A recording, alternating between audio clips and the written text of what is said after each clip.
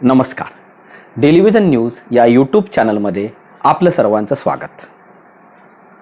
आपल्याला सर्वप्रथम महात्मा गांधी यांच्या जयंतीनिमित्त खूप खूप शुभेच्छा. राष्ट्रपिता महात्मा गांधी यांच्यामुळं आपल्या देशात स्वातंत्र्याची पहाट उगवली. त्यांना अभिवादन करून आज महात्मा गांधी आणि राज्यघटना या विषयावर मी माझे विचार आपल्यासमोर सादर करणार आहे. या विषयावरील भाषणाला सुरुवात करण्याआधी काही विषय स्पष्ट करणे फार आवश्यक आहे. पहिली गोष्ट तर मी कायद्याचा पदवीधर नाही, एक सामान्य कायद्याच्या इतिहासाचा अभ्यासक आहे. या संपूर्ण विवेचनात घटना निर्मितीमध्ये डॉक्टर आंबेडकर, जवाहरलाल नेहरू किंवा अन्य कोणत्याही महान व्यक्तीचं योगदान नाकारण्याचा कुठेही प्रश्न नाही. केवळ महात्मा गांधी यांचं राज्यघटनेच्या निर्मितीत कशाप्रकारे योगदान होतं हे दाखवण्याचा हा एक नम्र प्रयत्न असेल. महात्मा गांधी आणि राज्यघटना यांचा नेमका काय संबंध होता हे आपण समजून घेणार आहोत. आपल्या सगळ्यांना ढोबळमाण ही कल्पना आहे की भारताची राज्यघटना ही 1946च्या दरम्यान त्याच्या निर्मितीची प्रक्रिया सुरू झाली आणि 1949 मध्ये आपण ती घटना स्वीकारली. या काळामध्ये डॉक्टर राजेंद्र प्रसाद यांनी घटना समितीचा अध्यक्ष म्हणून काम केलं. बाबासाहेब आंबेडकरांनी मसुदा समितीचं अध्यक्ष म्हणून काम केलं. जवाहरलाल नेहरू यांनी पंतप्रधान म्हणून किंवा विविध घटनेच्या निर्मितीशी संबंधित विविध समित्या ज्या स्थापन केल्या होत्या त्याचं नेतृत्व नेहरूंनी केलं. काही समित्यांचं नेतृत्व बाबासाहेबांनी केलं. काही समित्यांचं नेतृत्व सरदार वल्लभभाई पटेल आणि अशा अनेक मान्यवरांनी विविध समित्यांचं नेतृत्व आणि सदस्यत्व या सगळ्यांकडे होतं. त्यामुळे मला नेहमी हा स्वाभाविक प्रश्न पडायचा की ज्या महात्मा गांधींनी, त्या राष्ट्रपिता महात्मा गांधींनी या देशाला स्वातंत्र्य मिळवून दिलं, स्वातंत्र्य लढ्याचं सेनापती पद स्वीकारून संघर्ष केला, त्याला नेतृत्व दिलं, त्या गांधींचा या राज्यघटनेच्या निर्मितीत काहीच योगदान नसेल का? या निमित्ताने या दिशेने जो अभ्यास किंवा शोध घेण्याचा प्रयत्न केला आहे तो प्रयत्न आज आपल्यासमोर मांडतोय. तर हा प्रयत्न करत असताना या सर्व प्रक्रियेतले 4 महत्त्वाचे पैलू गांधी आणि राज्यघटना यांच्याशी संबंधित माझ्या लक्षात आलेत. ते 4 पैलू कुठले आहेत आपण ते लक्षात घेऊया. एक तर भारतातली जी पहिली लिखित राज्यघटना आहे भारतीयांनी लिहिलेली, ती स्वतः महात्मा गांधींनी लिहिली होती. त्या अर्थानं गांधी हे केवळ राष्ट्रपिताच नव्हते तर पहिल्या भारतीय घटनेचे पण पिता होते आणि त्या अर्थानं भारतातले ते आद्य राज्यघटनाकार होते. दुसरा मुद्दा म्हणजे स्वातंत्र्य झाल्यानंतर भारताची राज्यघटना कशी असावी याबद्दल त्यांनी त्यांचे विचार स्पष्टपणे मांडले होते. ते विचार पुस्तक स्वरूपात प्रकाशित पण झाले होते. Gandhian constitution for free India नावाने पुस्तक प्रकाशित पण झालं होतं आणि त्यात गांधींनाचं राज्यघटनेबद्दल काय चिंतन आहे, राज्यघटना कशी असायला हवी याचा एक आराखडा त्यांनी या पुस्तकात भारत स्वतंत्र व्हायच्या साधारणतः 1 वर्षापूर्वी मांडलेला होता. तिसरा पैलू महत्त्वाचा म्हणजे घटना समिती जी अस्तित्वात आली, ज्या घटना समितीने पुढे घटना निर्मिती केली, ती घटना समिती अस्तित्वात येण्याला गांधींचा आग्रह आणि नेतृत्वच कारणीभूत ठरले. त्या अर्थानं भारताच्या संविधान सभेचे जन्मदाते, शिल्पकार हे स्वतः महात्मा गांधी होते. आणि चौथा आणखी महत्त्वाचा मुद्दा, ज्या महापुरुषाने या भारताला लिखित राज्यघटना दिली, ज्यांना आपण अगदी योग्य अभिमानास्पद पद्धतीने भारतीय राज्यघटनेचे शिल्पकार म्हणून ओळखतो, त्या डॉक्टर बाबासाहेब आंबेडकरांना ही जबाबदारी दिली पाहिजे, त्यांना घटना समितीत घेतलं पाहिजे, हा आदेशसुद्धा महात्मा गांधींनी दिला होता. त्यामुळे महात्मा गांधीमुळेच डॉक्टर बाबासाहेब आंबेडकर यांना घटना निर्मितीच्या प्रक्रियेत सामील होण्याची, मसुदा समितीचा अध्यक्ष होण्याची संधी मिळाली. हे 4 पैलू महात्मा गांधी यांच्या घटना निर्मितीतल्या योगदानाची आपल्याला स्पष्टपणे कल्पना देते. गांधी हेच आद्य घटनाकार आहेत आणि त्यांनीच देशातील पहिली लिखित राज्यघटना या देशाला दिली. या सारा प्रकरणाचा संदर्भ औंधशी आहे.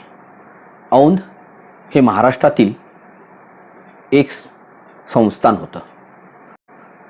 साधारणतः छत्रपती राजाराम महाराज आणि महाराणी ताराबाई यांनी सातारा, सांगली, सोलापूर आणि बिजापूर या भागातील काही गावांचा एक संस्थान करून त्याची जहागिरी किंवा संस्थानिक पद पंतप्रतिनिधी या नात्याने त्यावेळेसच्या पंतप्रतिनिधींना दिली. साधारणतः 400 वर्ष हे पंतप्रतिनिधित्व सुरू होतं. 1942 साली या औंध संस्थानाची लोकसंख्या 72,000च्या जवळपास होती. 150च्या जवळपास खेडे गाव या संस्थानामध्ये सामील होती. एक मोठा भूभाग आज या 3 जिल्ह्यांचा आपण 3-4 जिल्ह्यांचं जर क्षेत्रफळ बघितलं तर लक्षात येईल की शेकडो गावं होती आणि मोठा एक भूभाग या संस्थानामध्ये होता. या संस्थानचे त्यावेळेसचे राजे भवानराव पंतप्रतिनिधी यांनी 1925-30च्या नंतरच आपल्या राज्यामध्ये अनेक सुधारणा राबवणं सुरू केलं. स्वेच्छेने राबवणं सुरू केलं होतं. खरं तर राजेशाहीमध्ये असं काही दबाव त्यांच्यावर नव्हता. त्यांनी काही सल्लागार नेमले, त्यांना विधिमंडळाचं स्वरूप दिलं, त्यांच्याशी चर्चा सुरू केली, एक मंत्रिमंडळ स्थापन केलं. ते स्वतः पंतप्रधान आणि काही तज्ज्ञ सल्लागार लोकांमधून असे त्यांनी घेतले आणि हळूहळू त्यांनी लोकांना सामील करून राज्यकारभार चालवणं सुरू केलं होतं. हे सगळं सुरू असताना 1938च्या उन्हाळ्यामध्ये जवळपास 6,000 लोकांचा जमाव आटपाडीवरून त्यांच्या राजमहालाच्या दिशेने निघाला होता. औंधमध्ये जो त्यांचा राजमहाल होता त्या दिशेने निघाला आणि या जमावाची प्रमुख मागणी होती ते म्हणजे जमिनीवर लावलेले कर जे आहे ते रद्द करण्यात यावे आणि प्रशासकीय सुधारणा करण्यात याव्या. या जमावाचं नेतृत्व थोर गांधीवादी नेते, स्वातंत्र्य चळवळीतले एक अग्रणी शंकरराव देव, तात्यासाहेब शिकरे हे करत होते. राजमहालात त्यामुळे खळबळ माजली. राजाच्या सचिवांना, अंगरक्षकांना तर हा जमाव येऊन राजमहाल पेटवून तर देणार नाही ना अशी भीती पण वाटू लागली होती. राजाची खलबत सुरू होती. मात्र राजा अगदी शांत होते, भवानराव पंतप्रतिनिधी, आणि त्यांनी सांगितलं की तुम्ही काही काळजी करू नका, ती माझी जनता आहे, माझे मुलं आहेत, आपण त्या सगळ्यांचं स्वागत करा, त्यांना आल्यानंतर जेवण खाऊ घाला आणि मग आपण त्यांच्याशी चर्चा करू. आणि या संतापाने चालून येत असलेल्या जमावाला सामोरं जावं म्हणून त्यांनी त्यांचे सुपुत्र आप्पासाहेब पंतप्रतिनिधी, त्यांचे राजकीय सल्लागार मॉरिस फ्रीडमन, त्यांचे दिवाण, त्यांचे सचिव या सर्वांना कुठलंही फौजफाटा न घेता या 3-4 लोकांना या जनतेच्या स्वागतासाठी रस्त्यावर पाठवलं. त्यांना पाहून जनता अचंबित झाली. सुरुवातीला जनतेला असं वाटलं की आपल्याला मूर्ख बनवण्याची ही शैली आहे. पण जेव्हा जनतेची खात्री पटली तर मात्र जनतेने त्यांचा जय जयकार केला आणि त्या सर्वांना घेऊन आप्पासाहेब राजमहालावर आले. त्या सगळ्यांना जेवण खाऊ घालण्यात आलं. मग त्या सगळ्या जनतेचं म्हणणं भवानराव पंतप्रतिनिधींनी ऐकून घेतलं आणि प्रशासकीय सुधारणा करण्याचं त्यांची मागणी त्यांनी मान्य केली. कर कमी करण्याची पण मागणी मान्य केली आणि तिथल्या तिथे त्यांनी एक तज्ज्ञांची समिती, ज्यात स्वतः आचार्य शंकरराव देव, तात्यासाहेब शिकरे यांचा समावेश होता, त्यांची समिती स्थापन करण्याचा निर्णय पण घेतला. यापुढे काय करता येईल याबद्दल त्यांनी त्यांचे राजकीय सल्लागार मॉरिस फ्रीडमन यांच्याशी चर्चा केली आणि मॉरिस फ्रीडमन यांनी असा एक सल्ला दिला की खरं तर त्या सल्ल्यानंतर ते संतप्त होतील, नाराज होतील अशी भीती खुद्द त्यांचे सुपुत्र आप्पासाहेब पंतप्रतिनिधी यांना वाटत होती. मात्र तसं झालं नाही. त्यांनी सल्ला असा दिला की त्यांनी राजसंन्यास घ्यावा. म्हणजे काय तर हे राज्य जनतेच्या हाती सोपवावं आणि त्यांनी स्वतः फक्त एक नामधारी राज्यप्रमुख बनून राहावं.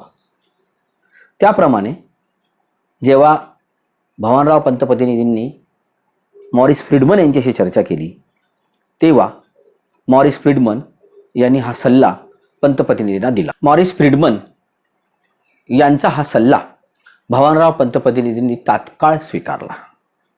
एवढंच नव्हे तर 23 नोव्हेंबर 1938 या दिवशी जेव्हा ते राजे 70 वर्षाचे झाले तेव्हा जनतेच्या समोर त्यांनी आपण हे राज्य जनतेच्या हवाली करणार आहोत अशी घोषणा केली.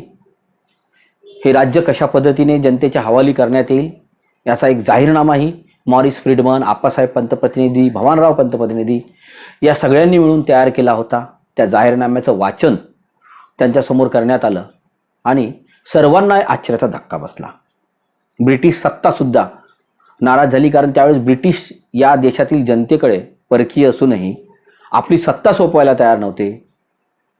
जेव्हा की ब्रिटिश एक लोकशाही देश होता, संसद होती, तरीसुद्धा ती जनतेकडे अधिकार द्यायला, सत्ता द्यायला तयार नव्हती.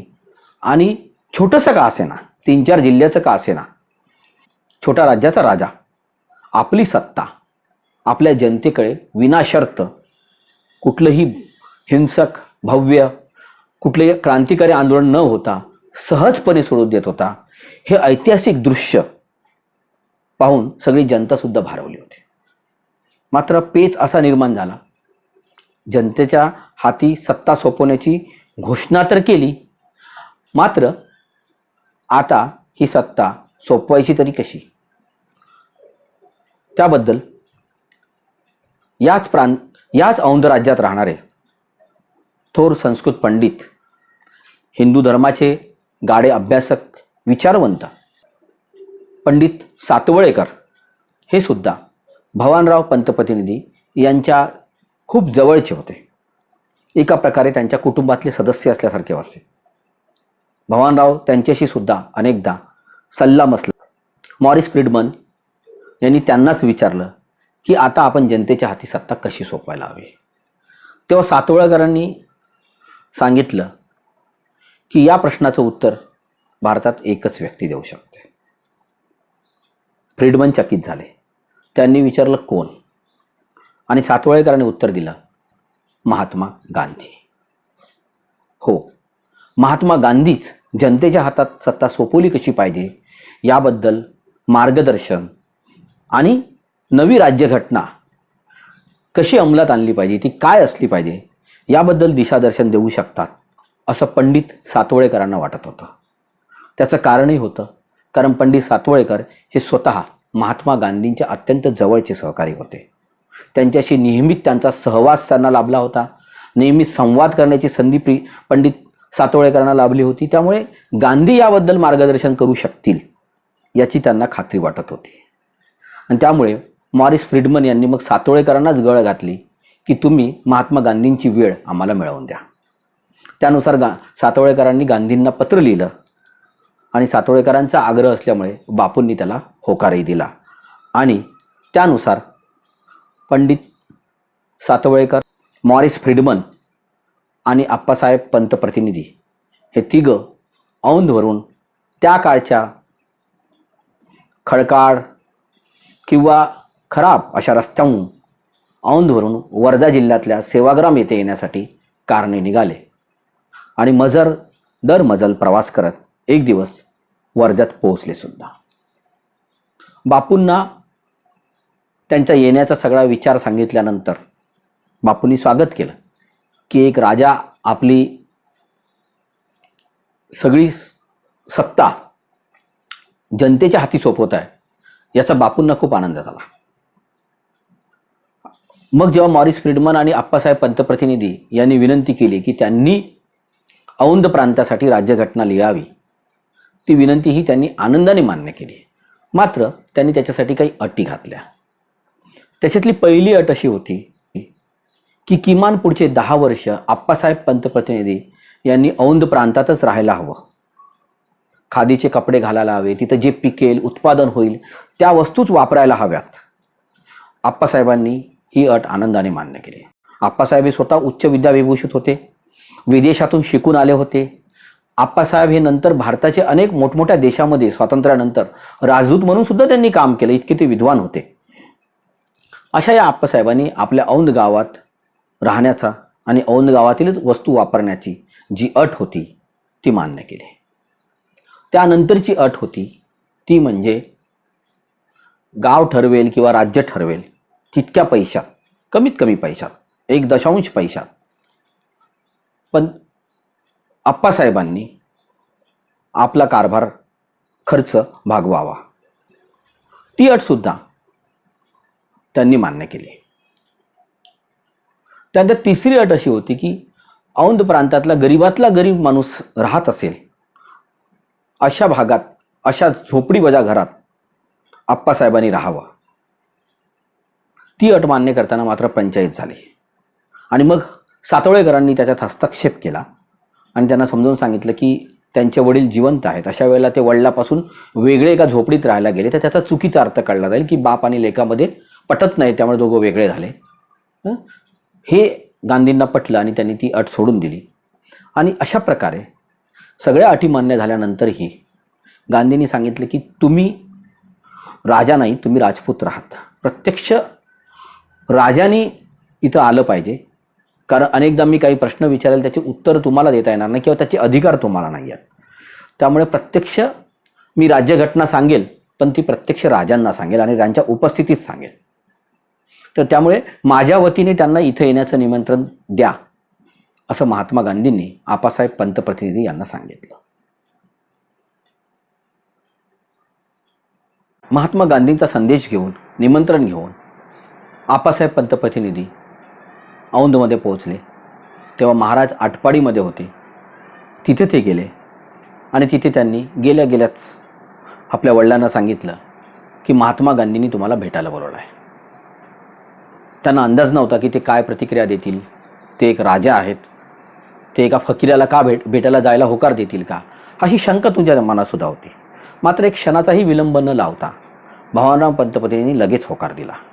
साधारणतः अशा बैठका करायच्या असेल तर इंग्रज सरकारचे जे कोल्हापूर येथील प्रतिनिधी होते त्याची परवानगी त्यांनी आधी घेणं हे खरं तर अत्यावश्यक होतं. मात्र ती परवानगी घेण्याची तयारी पण त्यांनी दाखवली नाही. त्यांनी लागलीच सेवाग्राम येथे जाण्याची तयारी केली. राजाला साजेसा जामानिमा, त्यांचे सैनिक, नोकर चाकर घेऊन ते मुंबईत आले आणि मुंबईत ट्रेनमध्ये बसून ते वर्धा येथे सेवाग्राम येथे उतरले. त्यावेळच्या मोठमोठ्या दैनिकांमध्ये, इंग्रजी दैनिकांमध्ये एक राजा एका फकीराला भेटायला जातोय अशा स्वरूपाच्या मोठमोठ्या बातम्या झळकल्या. वर्ध्याच्या सेवाग्रामच्या रेल्वे स्टेशनवर तर त्यांना घ्यायला स्वतः काकासाहेब गाडगीळ, महादेवभाई देसाई, दादा धर्माधिकारी, जमनालाल बजाज असे महात्मा गांधींचे सर्व विश्वासू सहकारी त्यांच्या स्वागतासाठी रेल्वे स्टेशनला आले होते. कारण हे दृश्य फार ऐतिहासिक होतं की एक राजा स्वतःहून आपलं राज्य सोडतोय आणि जनतेला देतोय. मग जेव्हा प्रत्यक्ष आमोरासमोर गांधी आणि महाराज यांची भेट झाली, तो क्षण फार ऐतिहासिक होता. मी त्याच्या डिटेलमध्ये जाणार नाही. मात्र त्यावेळेला गांधींच्या बाजूने या सगळे मुद्दे लिहून घेण्यासाठी प्रत्यक्ष महादेवभाई देसाई, काकासाहेब कालेलकर असे व्यक्ती गांधींचं जे डिक्टेशन आहे ते घेण्यासाठी बसले होते. राजांचे जे दिवाण आहे, सचिव आहेत, हे राजाच्या बाजूने घ्यायला बसले होते डिक्टेशन. आणि मग एक एक डिक्टेशन म्हणजे राज्यघटना कशी असावी त्याला महात्मा गांधींनी नाव दिलं स्वराज्य राज्यघटना. आणि त्यानुसार गांधींनी पुढच्या काही दिवसामध्ये ही सगळी राज्यघटना त्यांना सांगितली की राज्यकारभार कसा चालवला पाहिजे. विविध तरतुदी सांगितल्या. एका तरतुदीवर तर स्वतः आप्पासाहेब पंतप्रतिनिधी चकित झाले आणि त्यांनी थेट महात्मा गांधींनाच विरोध केला. काय ती तरतूद होती? तर बापू असे म्हणाले की मतदान होईल, पण मतदानाचा अधिकार फक्त साक्षर लोकांनाच असेल, ज्यांना लिहिता वाचता येतं अशा लोकांनाच असेल. त्याला यांनी ऑब्जेक्शन घेतलं आप्पासाहेबांनी सांगितलं की 10% लोकसुद्धा आमच्या राज्यात साक्षर नाही. लोक आमच्यावर आरोप करतील की एका हातानं तुम्ही सत्ता देताय आमच्या हातात आणि दुसऱ्या हातानं काढून घेताय. मात्र गांधी त्याच्यावर फार ठाम होते. ते म्हणाले की सहज कोणाला मतदानाचा अधिकार देण्याचा अर्थ नाही. त्यांनी तो कष्टाने मिळवला पाहिजे आणि त्याच्यासाठी त्यांना कष्ट करण्याची प्रेरणा मिळाली पाहिजे. आणि तुम्हाला सुद्धा त्या निमित्ताने जनतेला साक्षर करण्याची प्रेरणा मिळेल.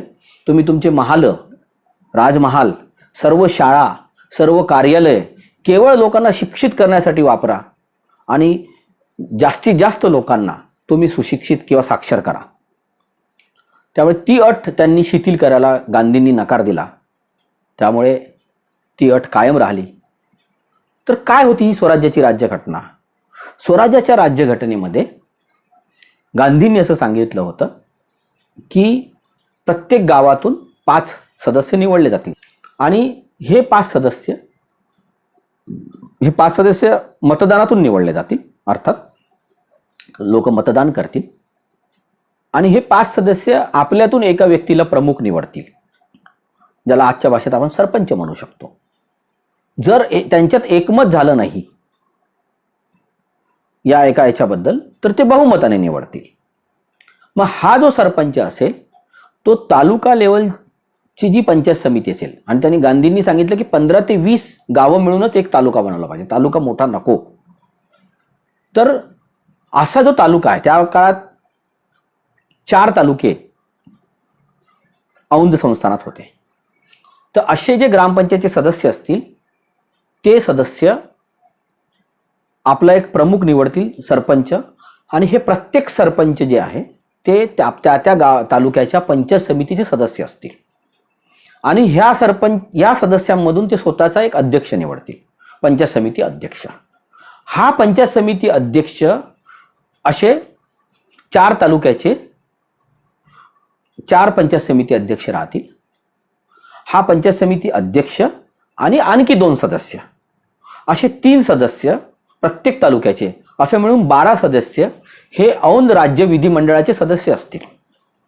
या सदस्यांमधूनच त्या राज्याचा, त्यावेळेस प्रधानमंत्री म्हणायचे, आजच्या भाषेत मुख्यमंत्री, त्या राज्याचा मुख्यमंत्री आणि 2 मंत्री असं मंत्रिमंडळ तयार होईल.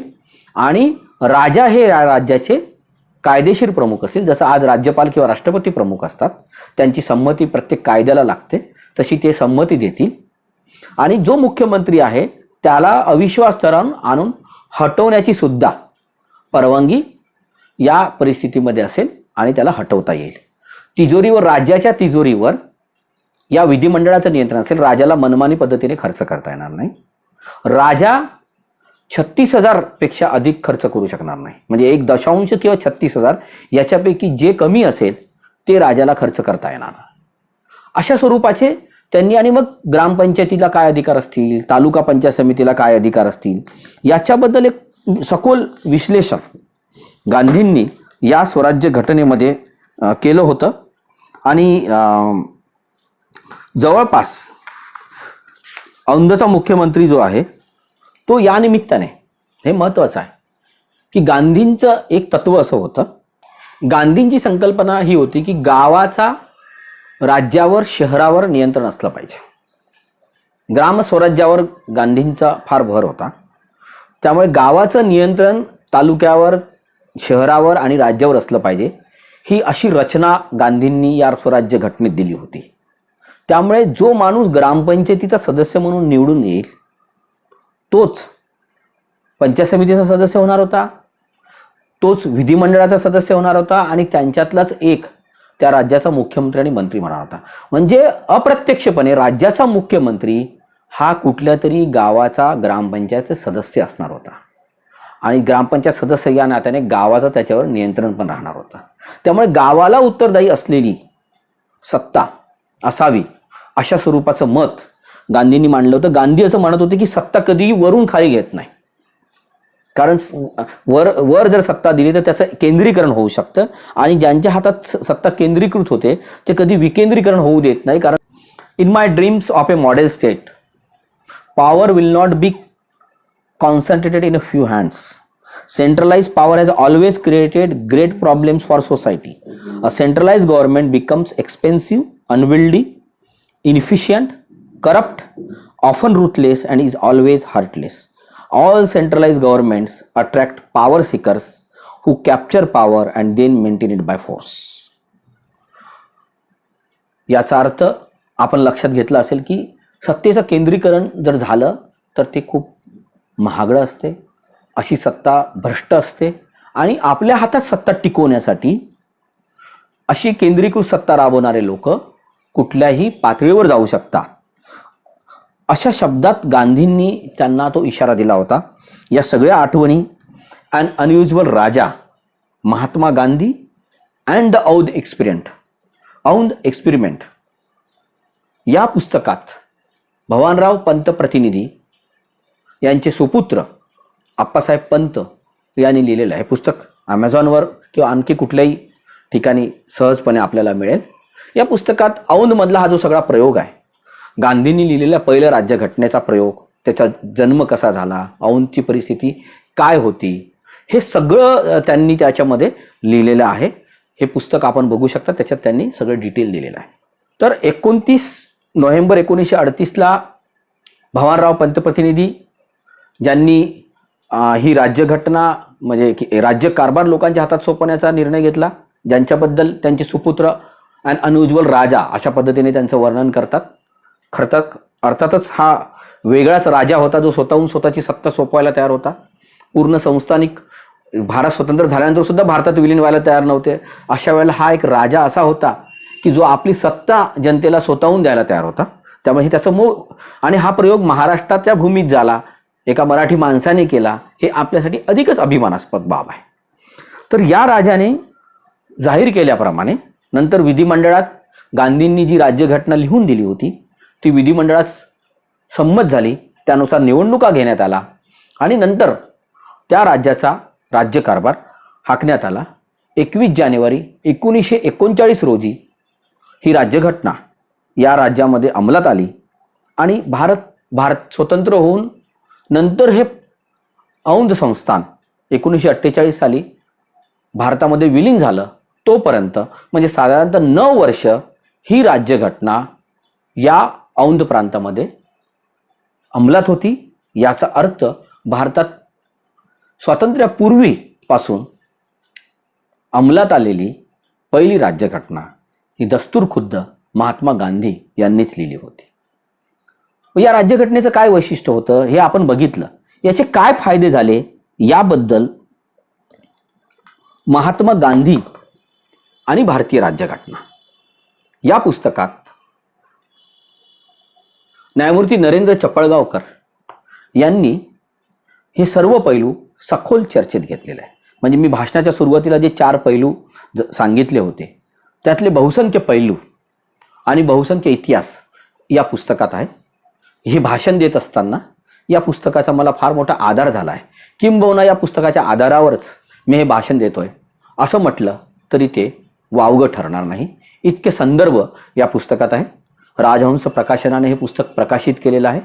महात्मा गांधी आणि राज्यघटना, न्यायमूर्ती नरेंद्र चपळगावकर यांनी हे पुस्तक लिहिले. आपण हे पुस्तक मराठी भाषेत आहे, आपण जरूर वाचावं. यामध्ये सखोल माहिती आपल्याला मिळेल. या राज्यघटनेचे काय फायदे झाले याबद्दल मिंट या दैनिकात सिमन वडकुथ यांनी जानेवारी 2018 एक सखोल लेख लिहिलेला आहे. त्यांचं म्हणणं असं आहे की या राज्यघटनेची फार प्रामाणिकपणे अंमलबजावणी झाल्यामुळे हे औंध प्रांत विविध आघाडीवर त्यांनी प्रगती केली. शाळांची, शिक्षकांची संख्या वाढली. शिक्षणावर सरकारकडून होणारा खर्चही 10 वर्षात वाढला. एवढेच नव्हे तर 1942 साली पडलेल्या भयानक दुष्काळाचा मुकाबलाही औंध सरकारने अन्य सरकारांच्या तुलनेत अतिशय उत्तमपणे केला, असं मत वडकुथ यांनी मिंट या इंग्रजी दैनिकात व्यक्त केलेलं आहे. या प्रयोगाबद्दल स्वतः नरेंद्र चपळगावकर यांनी या प्रयोगाचे काय फायदे झाले औंधला हे सांगितलेले आहेत. मी त्यातले काही फायदे त्यांच्या पुस्तकातून वाचून दाखवतो. ही घटना, राज्यघटना लागू झाल्यानंतर स्वतःच आप्पासाहेब पंतप्रतिनिधी हेच या राज्याचे मुख्यमंत्री झाले. त्यांच्यानंतर रामाप्पा बिदरी वकील हे सुद्धा राज्याचे मुख्यमंत्री झाले.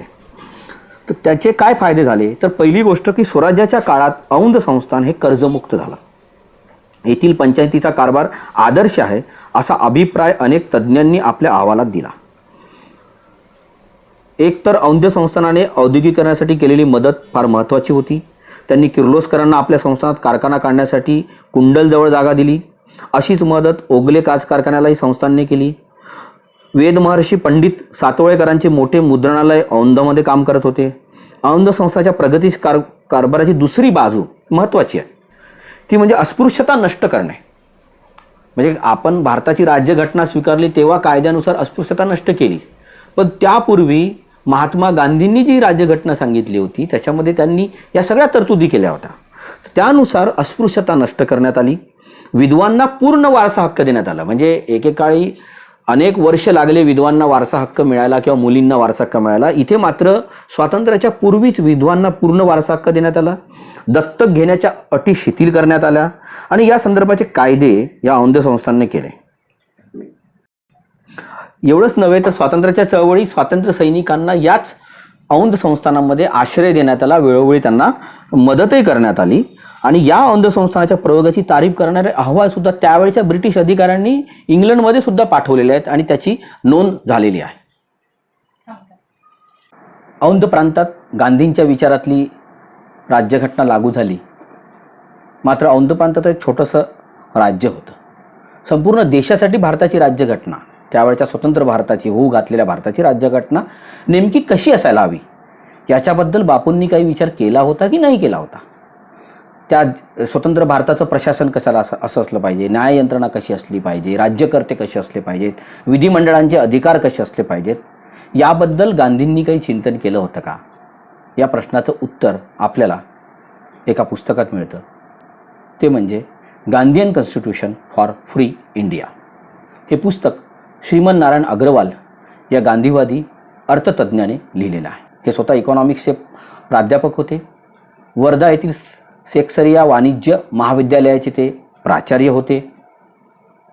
स्वतः स्वातंत्र्य चळवळीत त्यांचा सहभाग होता. त्यांनी तुरुंगवासही भोगला होता आणि वर्धेतच राहत असल्यामुळे त्यांना गांधींना नियमित भेटण्याची संधी मिळत होती आणि त्यांना त्यानिमित्ताने गांधींशी नियमित संवाद साधता येत होता. या संवादाच्या आधारावरच गांधींच्या मनात स्वतंत्र होऊ घातलेल्या भारताच्या राज्यघटनेबद्दल काय कल्पना आहे याचा त्यांना अंदाज आला होता आणि त्या अनुषंगाने त्यांनी ही राज्यघटना, त्यांच्या विचारानुसार राज्यघटनेचं स्वरूप कसं असलं पाहिजे भारताच्या, यावर आधारित एक पुस्तक त्यांनी लिहिलं आणि ते जानेवारी 1946 साली हे पुस्तक प्रकाशित पण झालं. या पुस्तकाला स्वतः महात्मा गांधींचीच प्रस्तावना आहे आणि ही प्रस्तावना नोव्हेंबर 1945 गांधींनी लिहिली आणि तेव्हा ते कलकत्त्याला प्रवासाला निघाले होते. त्या प्रवासात गांधींनी जी प्रस्तावना लिहिली त्यामध्ये ते असं म्हणतात की माझ्या लेखनाचा अनेक वर्ष मागोवा घेत व त्याबद्दलचे आपले विवेचन मला दाखवून अग्रवाल यांनी हे पुस्तक प्रसिद्ध केले आहे. जे मी वेळेच्या अभावी करू शकलो नाही ते अग्रवालांनी या पुस्तकाद्वारे केले आहे. असे प्रस्तावनेत महात्मा गांधी यांनी स्पष्ट करून या पुस्तकातील विचार हे जवळपास आपलेच विचार आहे किंवा जे विचार मांडण्यात आलेले आहेत त्याच्याशी आपण सहमत आहोत अशा प्रकारचं प्रमाणपत्रच गांधींनी दिल्यामुळे हे एका अर्थानं गांधींच्या संकल्पनेतील राज्यघटनेची आराखडा स्पष्ट करणारं हे एक महत्त्वाचं पुस्तक म्हणून या पुस्तकाकडे बघितलं जातं. हे 60 पानी पुस्तक आहे. त्यात 22 प्रकरणं आहेत. त्यात मूलभूत अधिकार, मूलभूत तत्व घटनेची काय असली पाहिजे, कर्तव्य काय असले पाहिजे नागरिकांची, राज्यातलं सरकार, केंद्रातलं सरकार यांचे अधिकार काय असले पाहिजे, परस्पर संबंध काय त्यांचे असले पाहिजे, न्यायव्यवस्था कशी असली पाहिजे, या संदर्भात विवेचन या पुस्तकात करण्यात आलं आहे. एका अर्थानं भविष्यातल्या भारताच्या राज्यघटनेचा एक कच्चा आराखडाच गांधींनी या पुस्तकाच्या माध्यमातून या देशातल्या जनतेसमोर मांडलेला आहे. भारतीय संविधान हा भारतीय तत्वज्ञान, परंपरा आणि संस्कृती यावर आधारित असावे असा आग्रह आणि ती पाश्चिमात्यांची आंधळी नक्कल नसावी असा आग्रह महात्मा गांधींचा होता. त्यामुळेच एकीकडे अहिंसेचे पुजारी असलेल्या गांधींनी कायद्याने निर्धारित केलेल्या प्रक्रियेनुसार नागरिकांना परवानगी घेऊन शस्त्र बाळगण्याचा अधिकार असेल ही सुद्धा मुभा दिली आहे. म्हणजे गांधी एकीकडे अहिंसेचं तत्व सांगत होते, पण त्याच वेळेला कायद्याने निर्धारित केलेल्या प्रक्रियेनुसार शस्त्र बाळगण्याचा, परवानगी घेऊन शस्त्र बाळगण्याचा अधिकार नागरिकांना असेल असा स्पष्ट निर्वाळा या गांधीवादी राज्यघटनेत देण्यात आला आहे. या गांधींच्या विचारातील या राज्यघटनेचं दुसरं सर्वात महत्त्वाचं वैशिष्ट्य म्हणजे पंचायत राज व्यवस्थेवर आधारित लोकशाही. हीच व्यवस्था त्यांनी औंध संस्थानासाठी सुद्धा सुचवली होती. तीच व्यवस्था त्यांनी देशासाठी सुचवली होती. खेडं किंवा गाव हे या लोकशाहीचं प्रमुख घटक असेल आणि आत्मा असेल, कारण भारत हा गावात वसतो असं ही गांधींची संकल्पना होती. त्यामुळे त्यांनी गावालाच लोकशाहीचा मूलभूत घटक मानलं गेलं पाहिजे असा आग्रह त्यांनी केला. त्यानुसार प्रत्येक प्रौढ व्यक्तींनी निवडलेली 5 व्यक्तीची पंचायत आणि या पंचायत सदस्यांनी एकमताने निवडलेला आपल्यातील एक सरपंच अशा स्वरूपाची ही ग्रामपंचायतीची रचना असणार होती. जर पंचायत सदस्यांमध्ये एकमत झालं नाही सरपंच कोण असेल याच्याबद्दल, तर सरपंचाची निवड थेट सर्व गावाने मतदान करून करावी. म्हणजे सरपंचाची निवड थेट गावाने मतदान करून करावी अशा शब्दात गांधींनी सरपंच कसा निवडला जावा याबद्दल मतप्रदर्शन केलं होतं. 20 गावांचा मिळून एक तालुका करावा. तालुक्यांची संख्या खूप मोठी नसावी, कारण त्याच्यानुसार प्रशासन राबवणं हे कठीण जातं असं गांधींचं मत होतं. त्यामुळे 20 जास्तीत जास्त 20 ग्रामपंचायतीचा मिळून एक तालुका करावा. हे 20 ग्रामपंचायतीचे 20 सरपंच हे तालुका पातळीवरील पंचायत समितीचे सदस्य असतील. हे तालुका पंचायत समितीचे सदस्य आपल्यातून एकाला अध्यक्ष निवडतील. मग साधारणतः म्हणजे याचा अर्थ जो पंचायत समितीचा अध्यक्ष असेल तो कुठल्या तरी ग्रामपंचायतीचा सरपंच असेल.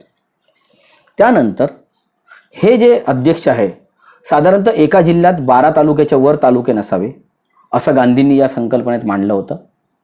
या 12 तालुक्याच्या अध्यक्षांचा समावेश जिल्हा पंचायतीत सदस्य म्हणून असेल. म्हणजे आजच्या भाषेत जिल्हा परिषद आपण ज्याला म्हणतो, हे सरपंच जे नंतर पंचायत समितीचे अध्यक्ष झालेले आहे हेच तालुक्याच्या अध्यक्ष या नात्याने जिल्हा परिषदचे सदस्य असतील.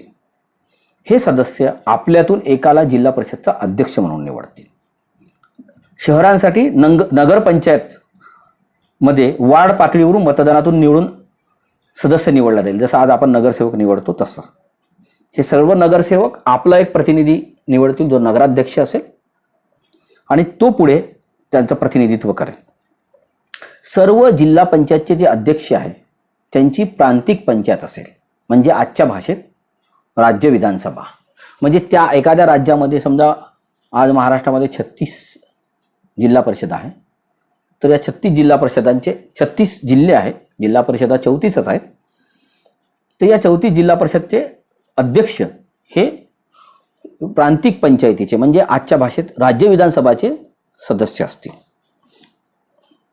आणि या सर्व प्रांतिक पंचायतींचे अध्यक्ष म्हणजे आजच्या भाषेत विधानसभेचे अध्यक्ष यांचा समावेश करून एक अखिल भारतीय पंचायत बनेल. ती आजच्या भाषेत लोकसभा किंवा संसद तिला म्हणता येईल. आणि अशा पद्धतीने हा राज्यकारभार हाकला जाईल. तर याचा अर्थ जो देशाचा राज्यकारभार हाकेल, राज्याचा राज्यकारभार हाकेल, तालुक्याचा हाकेल, जिल्ह्याचा हाकेल, हे सर्व लोक गावातून निवडून गेलेले ग्रामपंचायत सदस्य असतील. त्यामुळे गावाचा थेट जिल्ह्यावर, राज्यावर आणि देशाच्या एकूण अंमलबजावणीवर थेट नियंत्रण असेल अशा स्वरूपाची रचना महात्मा गांधींनी सुचवली होती. या राज्यघटनेनुसार महात्मा गांधींनी द्विसदस्यीय ज्याला म्हणता येईल की 2 प्रकारचे सभागृह, बाय कॅमेरल हाऊस ज्याला असं म्हटलं जातं, अशा पद्धतीच्या विधिमंडळांना गांधींनी विरोध केला होता. त्यामुळे गांधींच्या संकल्पनेनुसार विधान परिषद गांधींना मान्य नव्हती.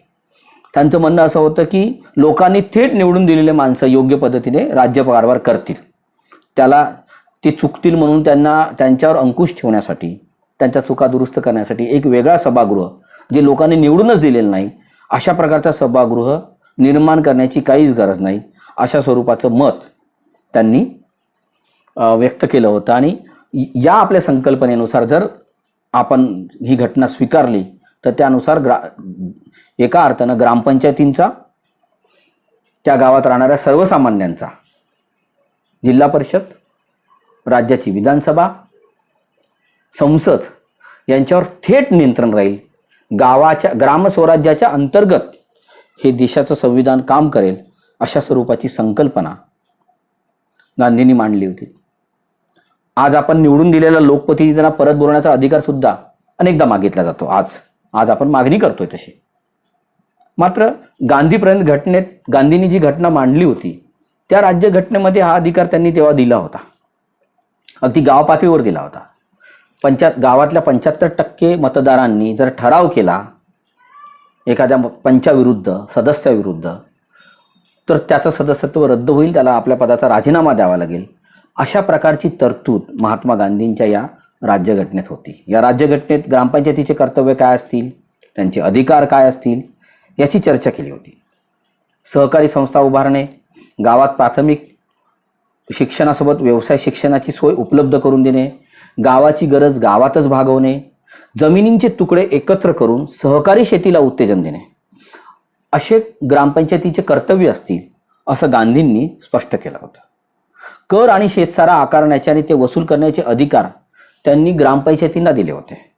आणि महत्त्वाची तरतूद केली होती की करभरणा करण्यासाठी अनेकदा शेतकऱ्यांकडे पैसा नसायचा, तर हा पैसा रोखीमध्ये वसूल करण्याऐवजी कर तो धान्य रूपाने किंवा सामूहिक श्रमदानातून करण्याची सोय उपलब्ध करून देण्याची सूचना महात्मा गांधींनी आपल्या या राज्यघटनेत केली होती. त्यावरून एकूण शेती व्यवस्था, कृषी अर्थव्यवस्था याबद्दल गांधींचे विचार काय होते याची आपल्याला कल्पना येईल. ग्रामपंचायतींना दिवाणी आणि फौजदारी प्रकरणांचे निवाडे करण्याचे अधिकार सुद्धा गांधींच्या या राज्यघटनेत देण्यात आले होते. त्यामुळे स्वस्त आणि त्वरित न्याय लोकांना मिळेल असं गांधींना वाटत होतं. एवढंच नव्हे तर शिक्षण घेतल्यानंतर पदवी प्रमाणपत्र हवं असेल म्हणजे पदवी प्रत्यक्ष मिळण्यासाठी 1 वर्ष समाजसेवा करणं बंधनकारक करण्यात आलं होतं. म्हणजे केवळ शिक्षण घेऊन एखाद्या माणसाला पदवीधर होता येणार नव्हतं, तर शिक्षण झाल्यानंतर त्याला 1 वर्ष समाजसेवा करावी लागणार होती, त्यानंतरच त्याला पदवी देण्यात येणार होती. अशा प्रकारची जी तरतूद आहे ती तरतूद या संविधानामध्ये करण्यात आली होती. त्यानंतर जिल्हा परिषद कशी असेल, त्यानंतर विधानसभा काय करेल, लोकसभा काय करेल, या सगळ्याबद्दलचं सखोल विवेचन गांधींनी आपल्या राज्यघटनेत केलं होतं. त्यामुळे या राज्यघटनेच्या नुसार भारताची राज्यघटना असली पाहिजे असा आग्रह आणि गांधींनी ग्रामपंचायतींना मूलभूत घटक मानून आपल्या राजकीय व्यवस्थेचा पाया मानून राज्यघटनेची रचना केली आहे याची आठवण मीनू मसानी यांनी घटना समितीत सर्व सदस्यांना करून दिली आणि आग्रह केला की गांधींच्या या तत्वानुसारच राज्यघटना निर्मिती केली पाहिजे. दामोदर स्वरूप सेठ, प्राध्यापक शिबनलाल सक्सेना, हरी विष्णू कामत यांनी सुद्धा भारताची राज्यघटना या महात्मा गांधींनी जी संकल्पना मांडली आहे त्या विचारावर आधारित असली पाहिजे अशी आग्रही भूमिका या घटना समितीच्या बैठकीमध्ये मांडली होती. मात्र आपल्याला असं करता येणार नाही अशी हतबलता डॉक्टर बाबासाहेब आंबेडकर यांनी या आग्रहाला उत्तर देताना केलं होतं. काय म्हणाले होते डॉक्टर बाबासाहेब आंबेडकर ते आपण ऐकून घेऊया. मसुदा समितीचं काम हे आजवर घटनेच्या स्वरूपाबद्दल जे निर्णय झाले अगर शिफारसी केल्या गेल्या त्या विचारात घेऊन मसुदा तयार करणे हे होते. त्यापेक्षा वेगळा धोरणात्मक निर्णय घेण्याचा मसुदा समितीला अधिकार नव्हता.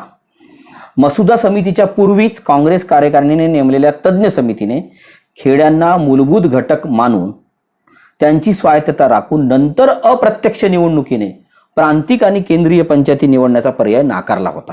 काँग्रेस कार्यकारिणीनेच एक तज्ज्ञ समिती नेमली होती. या तज्ज्ञ समितीचे अध्यक्ष स्वतः जवाहरलाल नेहरू होते. बॅरिस्टर धनंजयराव गाडगीळ, हुमायूं कबीर अशासारखे जे घटना समितीचे सदस्य नव्हते असे सुद्धा लोक या तज्ज्ञ समितीत होते. वल्लभभाई पटेल या तज्ज्ञ समितीत होते. बॅरिस्टर आसफ अली, कन्हैयालाल मुंशी सारखे लोक सदस्य समितीत होते. या सर्वांनी गांधींची जी संकल्पना होती की गावात थेट निवडणुका त्यानंतर उर्वरित सर्व प्रतिनिधी ही अप्रत्यक्ष निवडणुकीतून निवडून दिलं पाहिजे आणि ग्रामपंचायत सदस्य हाच मुख्यमंत्री, तोच पंतप्रधान होईल, ही संकल्पना काँग्रेसच्या तज्ज्ञ समितीने फेटाळून लावली होती. आणि घटना समितीत काँग्रेसचंच बहुमत असल्याने त्यानुसार गांधींची ही जी मूलभूत संकल्पना गांधींनी मांडली होती ती या घटना समितीने स्वीकारली नाही आणि त्यांनी घटना समितीची जी काही टर्म अँड कंडिशन तयार केल्या त्यानुसार ही संकल्पना फेटाळण्यात आली असल्यामुळे आता ही मसुदा समिती ही संकल्पना स्वीकारू शकत नाही असं उत्तर त्यावेळे आंबेडकरांनी हा आग्रह करणाऱ्या नेत्यांना दिला. बेनेगल नरसिंहराव यांनी सुद्धा ही संकल्पना, जे घटना समितीसाठी कायदेशीर सल्लागार होते, त्यांच्याकडे सुद्धा असा आग्रह धरण्यात आला होता. त्यांनीही फेटाळून लावला होता. शिब्बनलाल सक्सेना यांनी तर महात्मा गांधी आणि हुतात्मे व स्वातंत्र्य सैनिकाचे स्मरण करून हे वाक्य भारताच्या उद्देशपत्रिकेत, घटनेच्या उद्देशपत्रिकेत जोडण्यात यावं असा आग्रह केला होता. स्वतः राजेंद्र प्रसाद यांनी महात्मा गांधीचा राज्यघटनेत उल्लेख यावा आणि त्यांना स्मरून ही राज्यघटना तयार व्हावी अशा स्वरूपाचा आग्रह केला. तो कायदेशीर सल्लागार BN राव यांनी फेटाळून लावला होता. तर त्यामुळे काँग्रेसमध्ये सुद्धा फार मोठी नाराजी निर्माण झाली होती. टीकेची झोड नेहरू आणि बाकी सगळ्यावर उठवण्यात आली होती. त्यामुळे अखेर मार्गदर्शक तत्वांमध्ये ग्रामपंचायतीबद्दल तरतूद करावी असा निर्णय घेण्यात आला आणि मार्गदर्शक तत्वांमध्ये ग्रामपंचायती स्थापन करण्यासाठी राज्य उपाययोजना करेल आणि त्यांना स्वराज्याचे घटक मानून काम करण्यासाठी आवश्यक ते अधिकार प्रदान करेल अशी दुरुस्ती मार्गदर्शक तत्वात करण्यात आली आणि ही दुरुस्ती कलम 40 द्वारे राज्यघटनेत तेव्हा सामील करण्यात आली.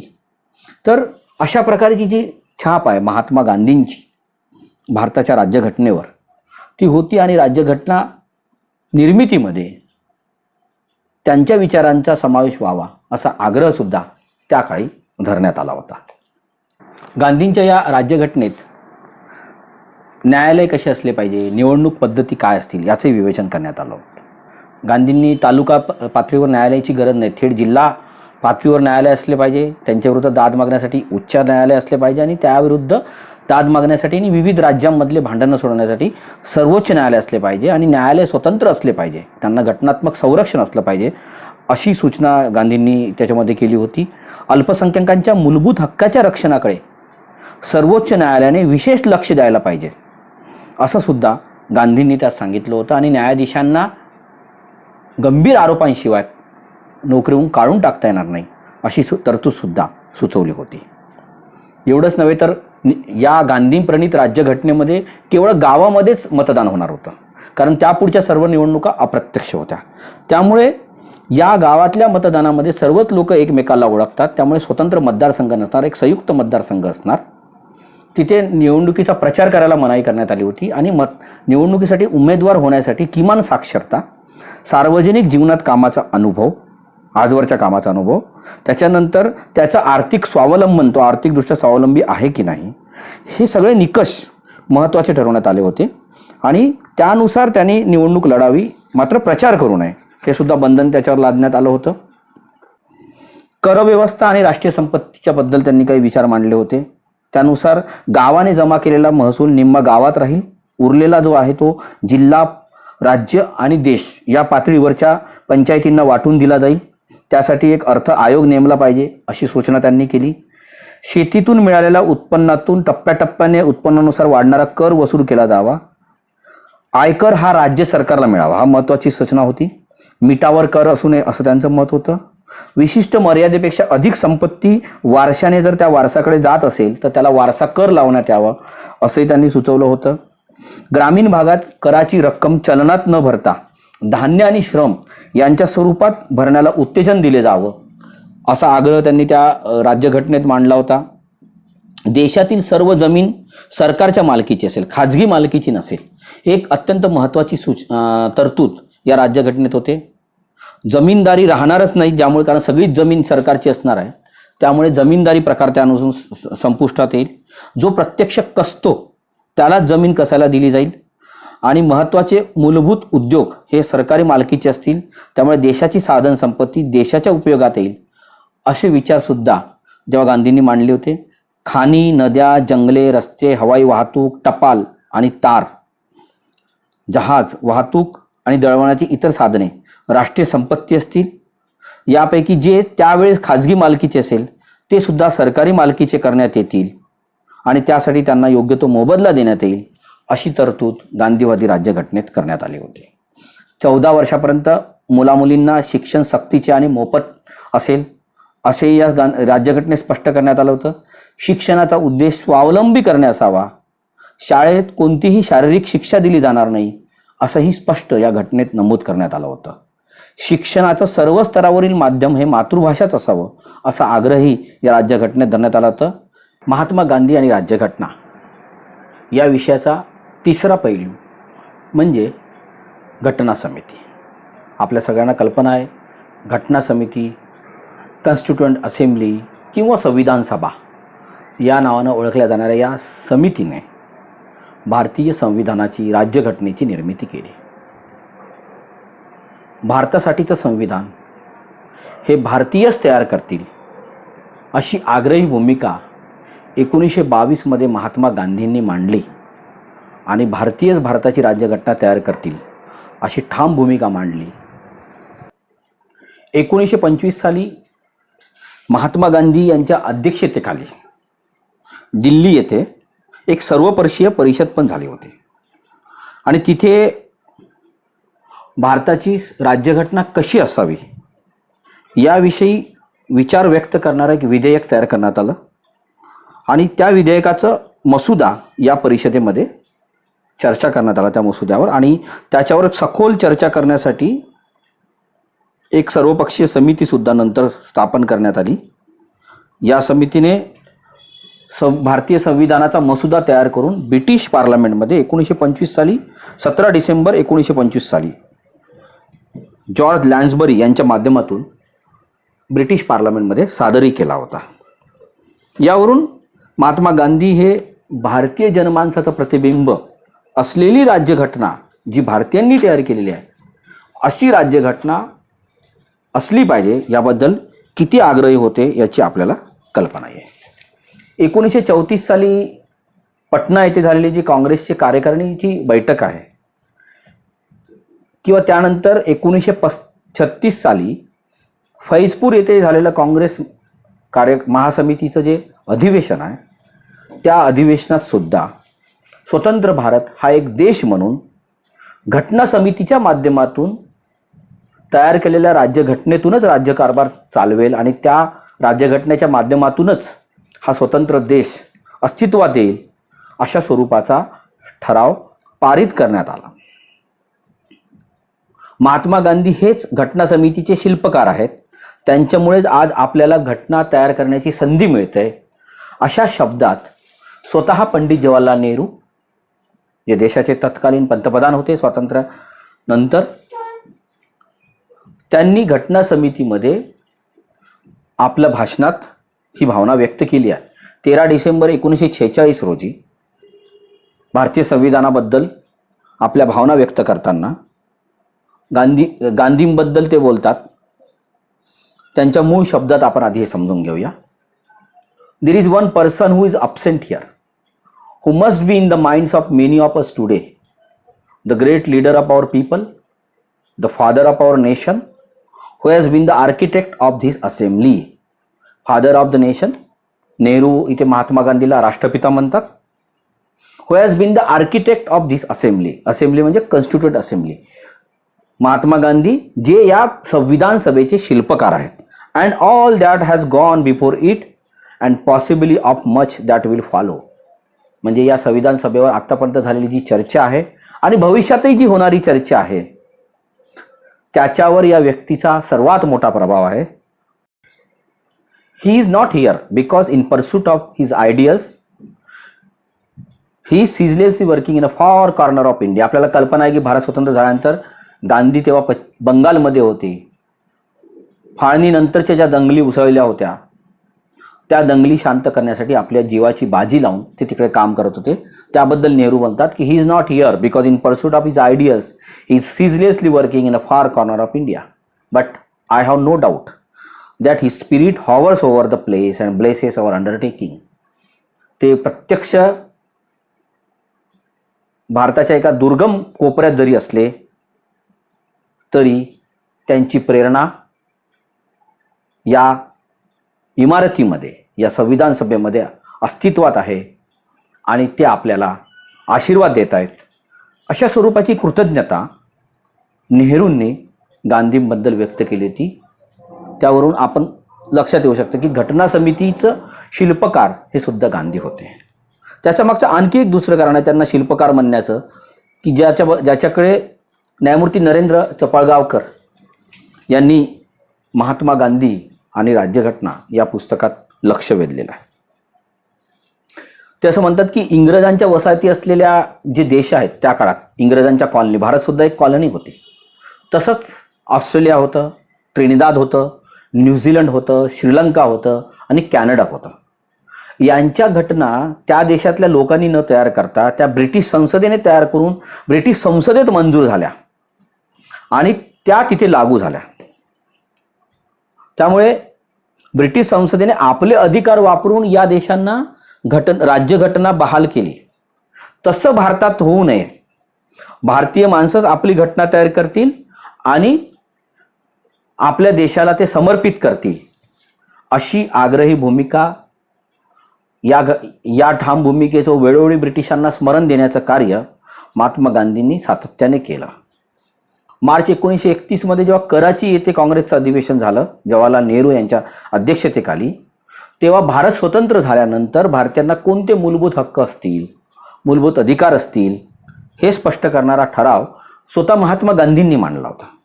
त्यापूर्वी या अधिवेशनाच्या पूर्वी फेब्रुवारीचा शेवटचा आणि मार्चचा पहिला आठवडा असे 2 आठवडे नेहरू आणि गांधी हे दोघं सखोल चर्चा या ठरावावर करत होते.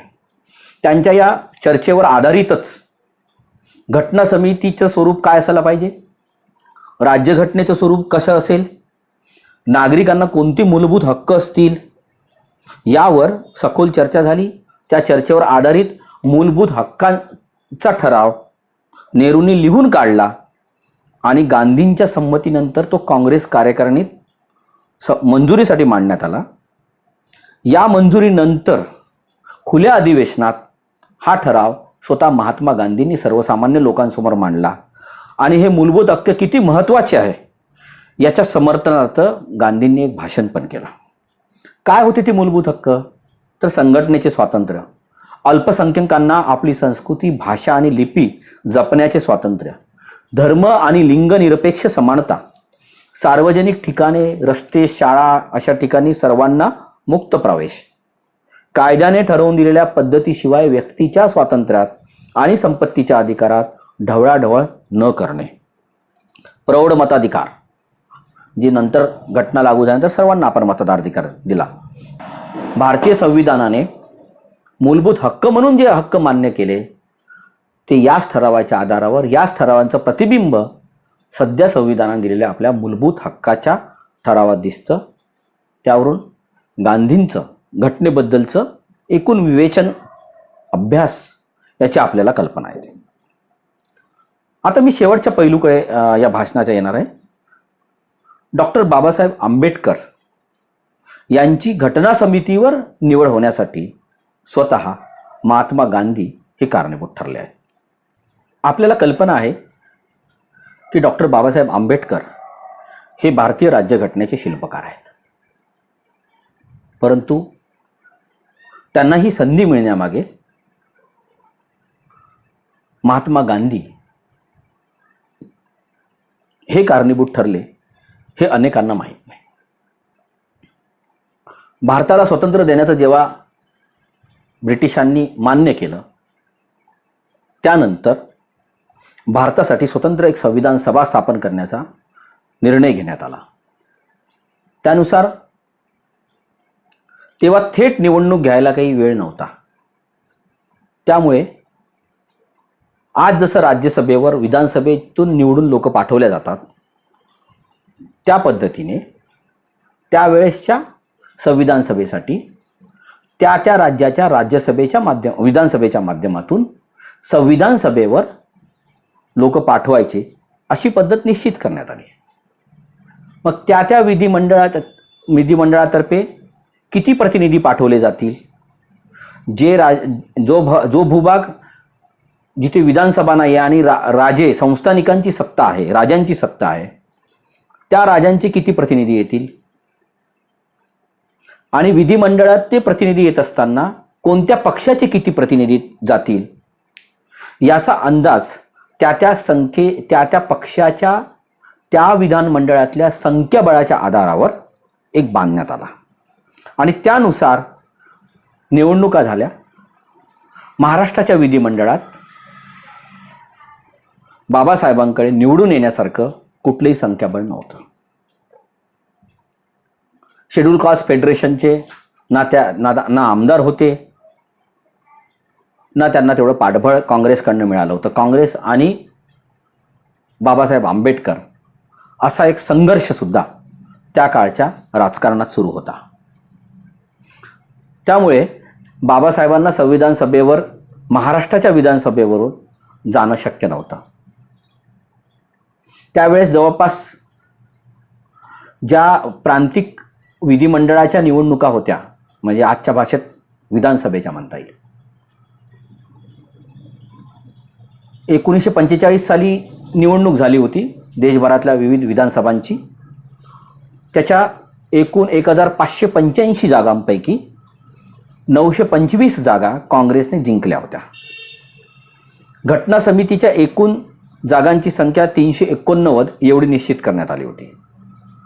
त्यापैकी 296 प्रतिनिधी हे राज्याच्या विधिमंडळांनी निवडून द्यायचे होते, तर 93 जागा हे जे संस्थानिक आणि विविध राजे यांच्या अंमलाखाली असलेल्या भूभागाच्या प्रतिनिधींसाठी ठेवण्यात आले होते. म्हणजे ते संस्थानिक किंवा राजे हे आपले प्रतिनिधी म्हणून लोकांना पाठवणार होते. जुलै 1946 साली घटना समितीची ही निवडणूक झाली. त्या निवडणुकीत 212 या सर्वसाधारण जागांपैकी 203 जागा काँग्रेसने जिंकल्या. त्यानुसार काँग्रेसशी संबंधित नसलेले, काँग्रेसचं बहुमत असल्यामुळे बहुसंख्य लोक काँग्रेसचेच निवडून येतील आणि केवळ काँग्रेसच्याच विचाराचा पगडा संविधान सभेवर राहील किंवा एकाच विचाराचे माणसं एक संविधान सभेवर येतील. त्यामुळे काँग्रेसच्या विरोधकांना, काँग्रेसच्या विचाराचे नसलेल्या लोकांनाही काँग्रेसच्या कोटातून संविधान सभेवर पाठवा असा आदेश महात्मा गांधींनी दिला. त्यामुळे राज्यघटना ही सर्वसमावेशक असावी अशी यामागे महात्मा गांधींची भूमिका होती. त्यानुसार काँग्रेसशी संबंधित नसलेले बुद्धिवंत, विचारवंत, कायदेपंडित एवढेच नव्हे तर काँग्रेसचे कट्टर विरोधक सुद्धा काँग्रेसने आपले प्रतिनिधी म्हणून आपल्या कोट्यातून घटना समितीवर निवडून पाठवले होते. आपल्याला कल्पना आहे, त्यावेळेच्या मद्रास प्रांतामध्ये जस्टिस पार्टी ही काँग्रेसची प्रखर विरोधक होते. या जस्टिस पार्टीचे श्वेतचलपती राव यांना काँग्रेसने घटना समितीवर पाठवलं. हिंदू महासभेचे डॉक्टर श्यामाप्रसाद मुखर्जी यांना सुद्धा काँग्रेसच्या पाठिंब्यामुळे घटना समितीवर जाता आलं. मात्र अशा प्रकारचं सहकार्य शेड्यूल कास्ट फेडरेशनचे तेव्हाचे नेते डॉक्टर बाबासाहेब आंबेडकर यांना काँग्रेसकडनं मिळाले नाही. मुंबई विधानसभेतून निवडून जाण्याइतपत संख्याबळ डॉक्टर बाबासाहेब आंबेडकर यांच्याकडे नव्हतं. त्यामुळे घटना समितीत कसे जावे हा पेच प्रसंग त्यांच्यासमोर होता. त्यांच्या मदतीला धावले त्यांचे बंगालमधील आमदार जोगेंद्रनाथ मंडल. जोगेंद्रनाथ मंडल यांनी त्यांना बंगालमधून विधानसभेवर जायचा आग्रह केला.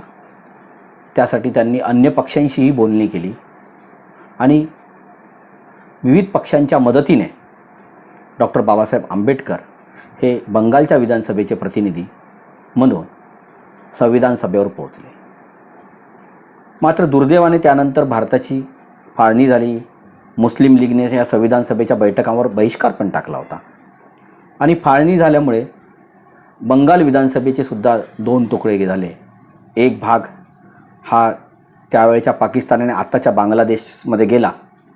त्यामुळे या विधानसभेतून जे निवडून आलेले लोक होते त्या सर्वांचं सदस्यत्व रद्द झालं आणि त्यांना पुन्हा एकदा संविधान सभेवर निवडून येण्याचं नवीन आव्हान बाबासाहेबांसमोर निर्माण झालं होतं.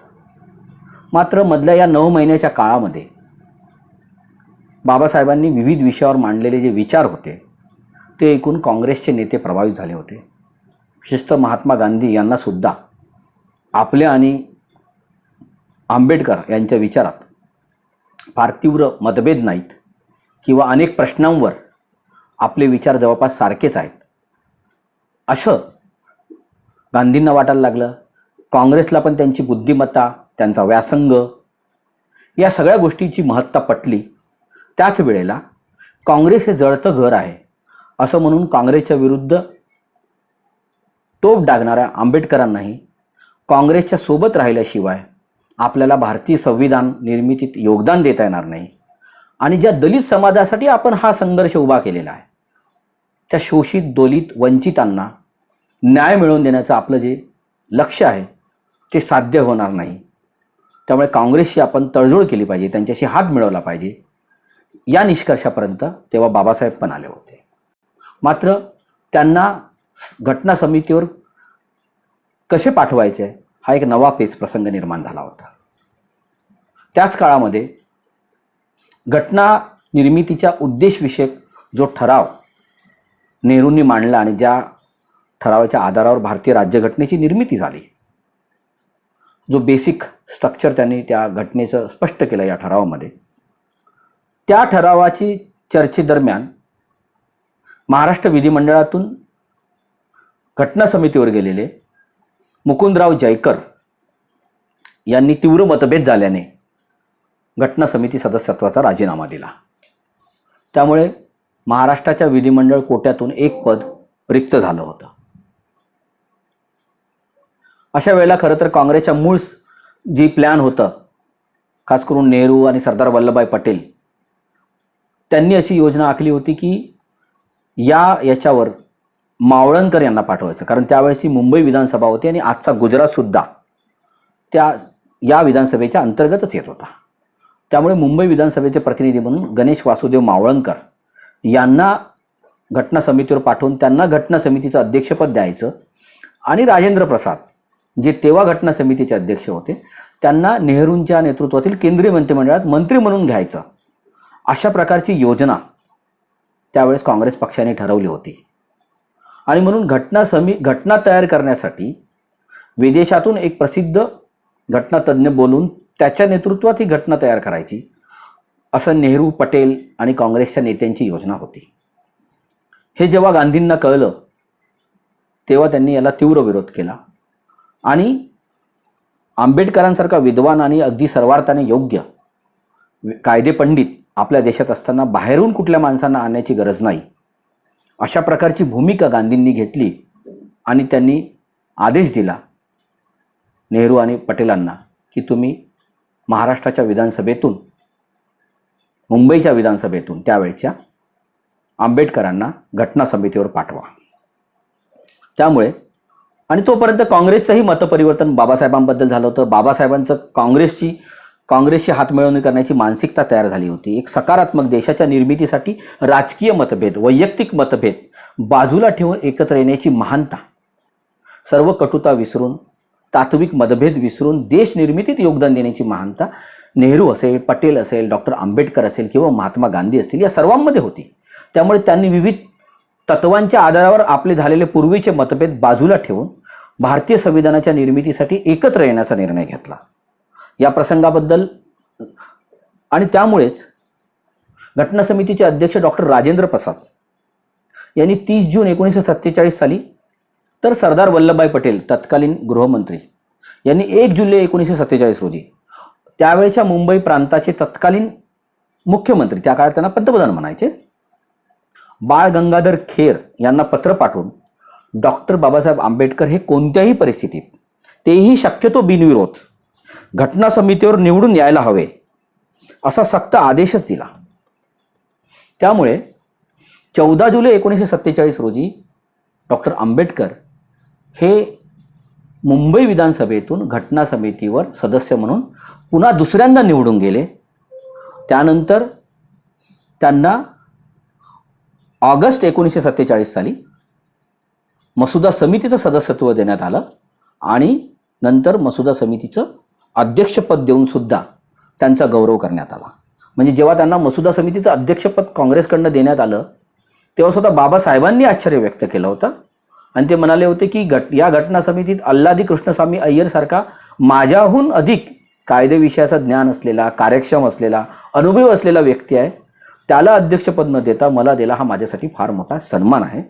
मात्र केवळ कायद्याची विद्वत्ता बघून त्यांना अध्यक्षपद देण्यात आलं नव्हतं, तर त्यांची जी सामाजिक जाणीव होती, त्यांचं आर्थिक ज्ञान होतं, त्यांचं जे राजकीय आणि सामाजिक भान होतं आणि समाजाप्रती त्यांची जे तळमळ होती, या सगळ्या निकषावर बाबासाहेब आंबेडकर यांना मसुदा समितीचं अध्यक्षपद त्यावेळेस काँग्रेसने दिलं, कारण काँग्रेसचं बहुमत घटना समितीत होतं आणि अर्थातच महात्मा गांधींच्या सल्ल्याने, आशीर्वादाने, सूचनेने हे सर्व झालं. त्यामुळे डॉक्टर बाबासाहेब आंबेडकर आज जे घटना समितीचे शिल्पकार म्हणून आपण त्यांचा गौरव करतो, अगदी योग्य गौरव करतो, ती संधी सुद्धा बाबासाहेबांना महात्मा गांधी यांच्यामुळे मिळाली. गांधींनी आंबेडकरांची महानता ओळखली आणि तो मोठेपणा दाखवला की पूर्वी त्यांच्यामध्ये जो काही संघर्ष झाला होता तो तात्विक होता, कुठलाही वैयक्तिक संघर्ष नव्हता. तर तो त्यांनी लक्षात ठेवून सुद्धा महात्मा गांधींनी आंबेडकरांचं ज्ञान, त्यांचा व्यासंग याचा सन्मान करण्याचा निर्णय घेतला. आंबेडकरांची दीर्घकाळ स्वीय सचिव राहिलेले नानकचंद रत्तू यांनी आंबेडकरांच्या अखेरच्या वर्षातल्या आठवणींवर आधारित एका पुस्तकात हा सर्व प्रसंग सांगितलेला आहे. महात्मा गांधींमुळेच बाबासाहेबांना संविधान सभेवर पुन्हा निवडून जाता आले याची कृतज्ञ नोंद त्यांनी या पुस्तकात नोंद केलेली आहे. त्यांचं ते वाक्य जे आहे तेच मी आपल्याला वाचून दाखवतो. Interestingly, Jawaharlal Nehru and Sardar Patel wanted to invite sir Ivor Jennings. Ivor Jenning हे फार मोठे त्या काळातले जागतिक दर्जाचे घटनातज्ञ होते. And internationally known constitutional expert on those times who had drafted the constitution of many Asian countries. आशियातल्या अनेक देशांचं, म्हणजे आपल्या बाजूचा श्रीलंका असो किंवा अनेक देशांचं राज्यघटना या आयवर जेनिंगनी तयार केलेली आहे. त्यामुळे त्यांनाच आपल्या देशात बोलून आपली पण राज्यघटना तयार करून घ्यावी असं नेहरू आणि पटेल यांना वाटत होतं. मात्र महात्मा गांधींनी त्याला तीव्र आक्षेप घेतला आणि काय सांगितलं, नानकचंद रद्दू काय म्हणतात बघा. Mahatma Gandhi however advised them not to look for a foreigner when they had within India an outstanding legal constitutional expert, Dr. B.R. Ambedkar. This is how the choice to draft free India's constitution fell on Dr. Ambedkar. Ivor Jenning यांना बोलवण्याला गांधींनी विरोध केला आणि भारतातलेच महान कायदे Pandit doctor Babasaheb Ambedkar असताना दुसऱ्यांना बोलवण्याची गरज काय, असं गांधींनी स्पष्ट शब्दात सांगितल्याने संविधानाचा मसुदा आणि संविधान तयार करण्याची जबाबदारी डॉक्टर आंबेडकर यांच्यावर सोपवण्यात आली. अशा स्पष्ट शब्दात नानकचंद रत्तू हे आंबेडकरांना संविधान निर्मितीची जबाबदारी देण्याचं श्रेय महात्मा गांधींना देतात. त्यावरून आपण भारताला जी राज्यघटना मिळाली त्यामध्ये महात्मा गांधींनी किती विविध प्रकारे आपलं योगदान दिलेलं आहे याची आपल्याला कल्पना येईल. आज गांधी जयंतीच्या दिवशी या योगदानाचं संविधानाच्या निर्मितीसाठी आपले मतभेद बाजूला ठेवून एकत्र आलेल्या नेहरू, पटेल, आंबेडकर यांचं सर्वांचं स्मरण करूया. धन्यवाद.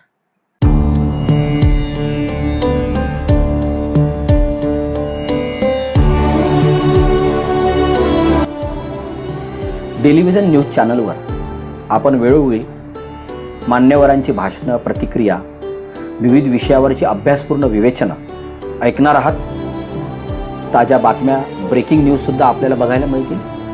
त्यामुळे हे चॅनल लाईक करा, सबस्क्राईब करा, स्वतः पूर्ण भाषणं ऐका आणि इतरांनाही ऐकायला लावा आणि इतरांनाही फॉरवर्ड करा.